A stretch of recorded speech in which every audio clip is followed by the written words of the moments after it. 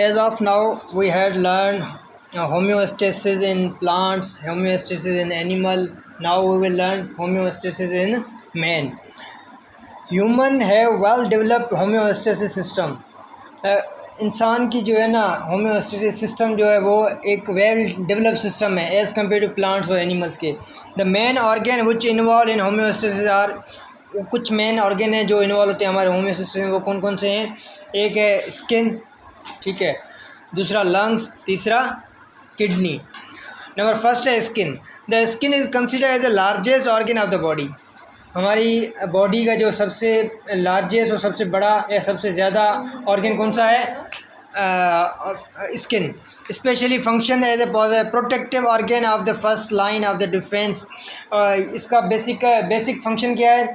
हमारे दूसरे ऑर्गन्स जो है ना हमारी बॉडी के अंदर उसको प्रोटेक्ट करना, उसको बचाना. But is also work as efficient as a homeostasis organ by maintaining temperature, water and the salt. पहला तो इसका बेसिकली काम क्या है? प्रोटेक्ट करना दूसरे ऑर्गन को, बैक्टीरिया वायरस से प्रोटेक्ट करना. दूसरा इसका मेन फंक्शन क्या है? हमारी बॉडी का टेम्परेचर को मेंटेन रखना, वाटर को मेंटेन रखना, साल्ट जो हमारी बॉडी को नीड होती है उसको मेंटेन रखना. इसका दूसरे भी बहुत सारे फंक्शन है, ये बेसिक फंक्शन है इसके. उसके बाद सेकंड नंबर है lungs. The maintain level of oxygen and carbon dioxide in blood fluid and cell. Lungs क्या करता है? हमारी बॉडी में जो ऑक्सीजन की, कार्बन डाइऑक्साइड की जो लेवल को है ना सेल्स में मेंटेन रखता है. Maintenance of oxygen and carbon level maintain rate of respiration and continuous flow of energy.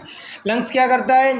हमारे बॉडी में जो ब्लड को फ्लो करवाता है एक तो, ठीक है, और उसकी मेंटेन रखता है ऑक्सीजन के लेवल को और कार्बन डाइऑक्साइड लेवल को मेंटेन रखता है. Then kidney. Kidney are called filter of the body. Kidney basically क्या है? हमारी बॉडी में के को फिल्टर करवाती है. किसको फिल्टर करवाती है? फ्लूइड को. दे maintain internal water by removing excessive water. Kidney क्या करती है? जो किडनी में एक्सेसिव वाटर होता है वो किडनी उसको खारिज कर देती है, दूसरा स्टोर करती है. वो देख रही है हमारी बॉडी में एक्सेस वाटर आ गया, उसको वो खारिज कर रिमूव कर देगी. Also maintain urea, uric acid, creatinine and other waste by excreting them through urine. Basically हमारी बॉडी से जो है ना वेस्ट मटेरियल होता है ना उसको यूरिन के थ्रू वो उसको एक्सक्रिएट करती है और दूसरी चीज़ों को मेंटेन रखती है सिंपल किडनी.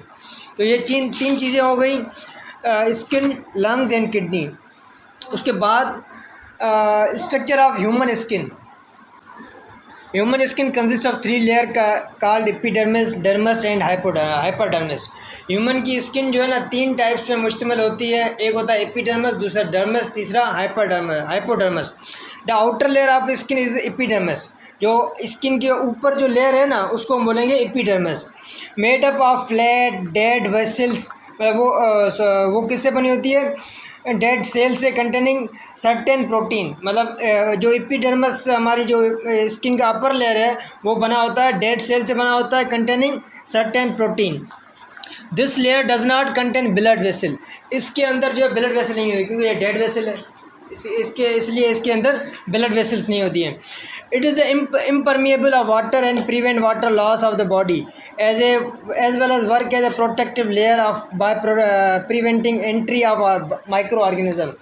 पहले तो ये जो है ना ये लेयर है, ये हमारी बॉडी को इसमें ब्लड वेसल्स नहीं होती हैं.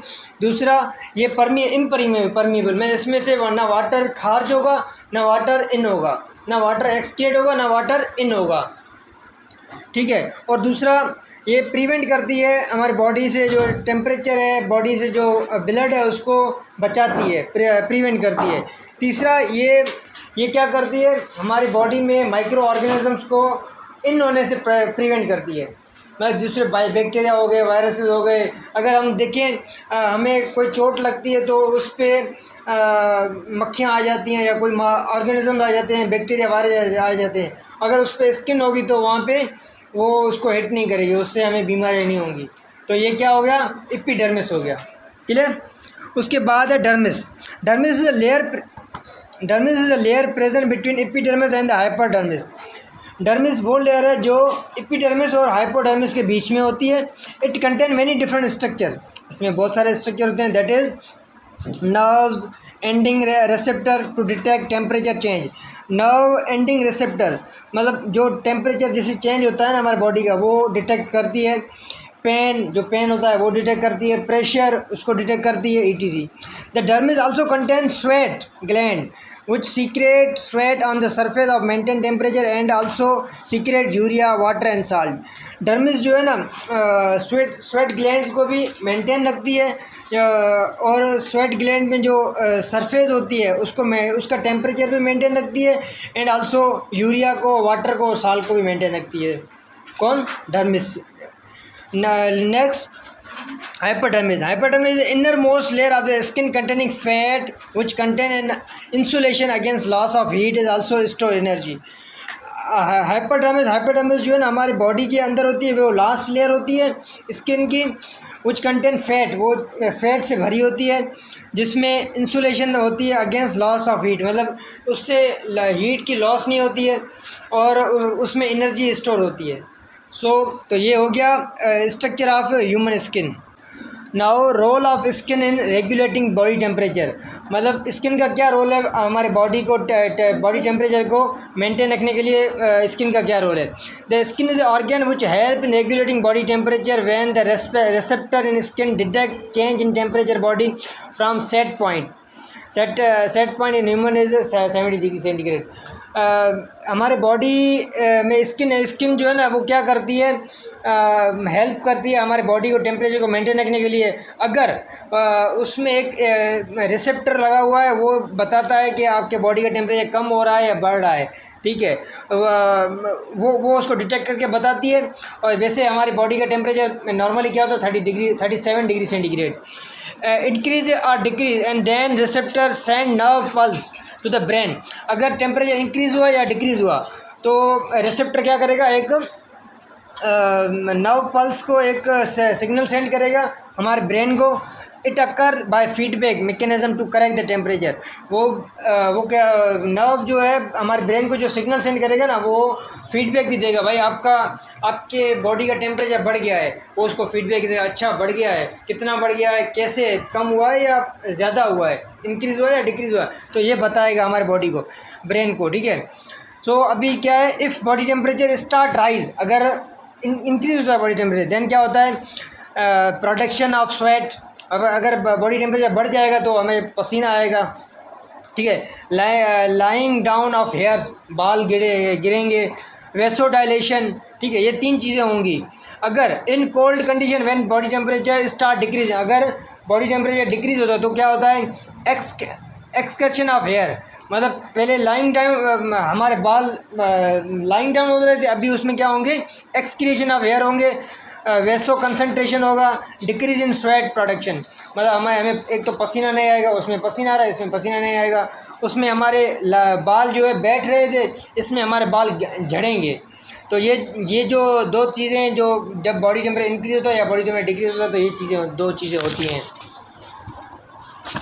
नंबर 4 है इंक्रीज़ इन मेटाबॉलिक रेट। अगर बॉडी टेम्परेचर हमारा कम हो जाएगा, डिक्रीज़ होगा, तो हमारे मेटाबॉलिक रेट भी जो है इंक्रीज़ होगा। वो कैसे होगा, in cold condition the rate of metabolism organ increase generating more heat which is distributed around the body in the bloodstream. It prevent loss through the adipose tissue in hypodermis which work as a insulation layer. So ये 2 चीज़ें हमने पढ़ी कि हमारी body में जो है ना, जैसे ही टेम्परेचर का राइज़ होता है या फिर डिक्रीज़ होता है, तो उसमें स्किन का क्या रोल है, वो कैसे होता है, ये आज हमने पढ़ा। उसके बाद है role of lungs to keep the carbon dioxide concentration low to the certain level. अभी लंग्स का क्या रोल है कार्बन डाइऑक्साइड को कंसनट्रेशन को मेंटेन रखने के लिए। Tissue cell produce a large amount of carbon dioxide during the aerobatic respiration. Tissues या फिर सेल क्या, टिश्यू क्या है, ग्रुप ऑफ या कलेक्शन ऑफ सेल्स हैं, ठीक है। वो क्या करते हैं, प्रोड्यूस करते हैं large amount of carbon dioxide. Carbon dioxide कैसे प्रोड्यूस करते हैं, during the aerobatic respiration as blood pass through the tissue via blood capillaries. जैसे ही हमारे ब्लड कैपिलरीज से ब्लड पास होगा तो क्या होगा, this carbon dioxide diffuse in the cell और ब्लड, हमारे बॉडी के अंदर कार्बन डाइऑक्साइड डिफ्यूज़ हो जाएगा। जैसे ही हमारे ब्लड कैपिलरीज जो छोटी छोटी नसें हैं उसमें से ब्लड पास होगा तो उसमें कार्बन डाइऑक्साइड डिफ्यूज़ हो जाएगा। Where it act as a water from carbonic acid, जो वहाँ पे वो एक्ट क्या करेगा, एज ए कार्बोनिक एसिड के तौर पे एक्ट करेगा। This reaction take place by an enzyme called carbonic anhydrase present in it RBC. वो जो है ना रिएक्शन टेक प्लेस होगा उसको हम बोलेंगे कार्बोनिक एडेरेंस, जो प्रेजेंट किस में होगा, आरबीसी में प्रेजेंस होगा। The carbonic acid dissolve into hydrogen and bicarbonate hydrogen hydrogen H plus and bicarbonate H minus CO3 ion. The level of H plus is blood in continuously monitored by the special detector receptor। H plus में जो रेसेप्ट कर रहा है ना, एक होता है रेसेप्टर, दूसरा है, एक होता है रेसेप्टर, दूसरा होता है डोनर। तो जो रिसेप्ट कर रहा है उसको लेवल जो है ना वो स्पेशली एक डिटेक्टर है वो मॉनिटर करता रहता है। Carotid bodies and aortic bodies, most of the bicarbonate ions diffuse out from the RBC to blood plasma। Mostly जो बाइकार्बोनेट आयन्स है ना वो डिफ्यूज़ होते हैं किसके थ्रू, ब्लड प्लाज्मा के थ्रू। हमारे बॉडी में ब्लड होता है ना, उसमें प्लाज्मा लेवल होता है, उसके थ्रू वो डिफ्यूज़ हो जाते हैं। A small amount of carbon dioxide is also carried and dissolved in RBC when the blood reaches lungs। These bicarbonate ion diffuse back to the RBC when again converted into carbonate then in the carbon dioxide। Simple ये बोल रहा है कि हमारे body से जैसे ही bicarbonate diffuse होता है किसके थ्रू, प्लाज्मा के through, then small amount of carbon dioxide also carried out. उसमें जैसे ही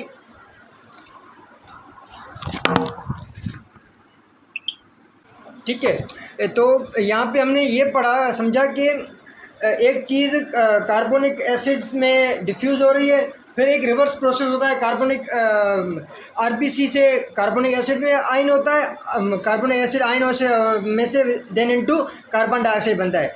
then the carbon dioxide diffuse out of the blood capillary and into alveoli. फिर वो कार्बन डाइऑक्साइड जो है वो डिफ्यूज होता है ब्लड कैपिलरीज में थ्रू एलोविलिया में, where from it expelled out when breathing out. जब फिर हम क्या करते हैं, जैसे ही ब्रीथ आउट करते हैं वो हमारी नाक से वो बाहर निकलता है। सिंपल।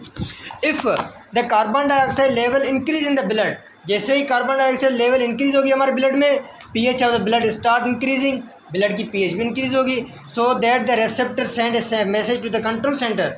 देन वो रिसेप्टर जो है हमारे ब्रेन को या कंट्रोल सेंटर को मैसेज सेंड करेगा, which ultimately increase the breathing rate to एक्सपील out of the carbon dioxide efficiently. जैसे ही हमारी कंट्रोल सिस्टम को मैसेज रिसीव होगा वो जो है इंक्रीज करेगा हमारी कार्बन डाइऑक्साइड को, जैसे ही वो जो एक्सपील हो रही है ना, बाहर निकल रही है, उसको इंक्रीज करेगा। सिंपल। सो ये हो गया role of lungs to keep carbon dioxide concentration low to the certain level. उसके बाद है role of kidney in controlling blood composition. अभी किडनी का क्या रोल है ब्लड कंपोजिशन में? Blood is a fluid having cell. Blood क्या है? एक फ्लूइड है जिसमें कलेक्शन ऑफ सेल होते हैं। In plasma it contain a high amount of H2O and some solute like sodium, chlorine, calcium, potassium, ETC।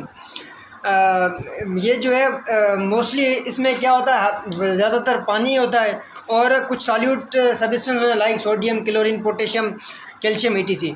With nitrogenous waste liver continuously produce urea and ammonia. हमारा जो liver है वो continuous produce करता है urea and ammonia produce करता है by breaking amino acid. We continuously take different solute ion and in our food, like हम continuously कुछ ना कुछ आयन्स लेते रहते हैं। तो कौन कौन से? Sodium, calcium, potassium, ETC। The concentration of water, solute and nitrogen waste are maintain by kidney. Concentration जो वाटर की है और डिफरेंट नाइट्रोजियस सब्सटेंस है उसको मेंटेन कौन रखता है? हमारी किडनी मेंटेन रखती है। Kidney through passes of filtration and reabsorption. वो ये सारे सब्सटेंस को प्रोसेस कराती है, फिल्टर कराती है और रीअब्जॉर्ब कराती है और हमारी किडनी उसको मेंटेन रखती है। We will study in the next topic. ये जो चीज़ें हम नेक्स्ट टॉपिक में स्टडी करेंगे यूरिनरी सिस्टम्स में, कि हमें वो हमारी किडनी उसको कैसे वेस्ट मटेरियल को एक्सपील करती है या एक्सक्रिएट करती है और उसको मेंटेन कैसे रखती है। So that's it from the today's topic of the homeostasis in man.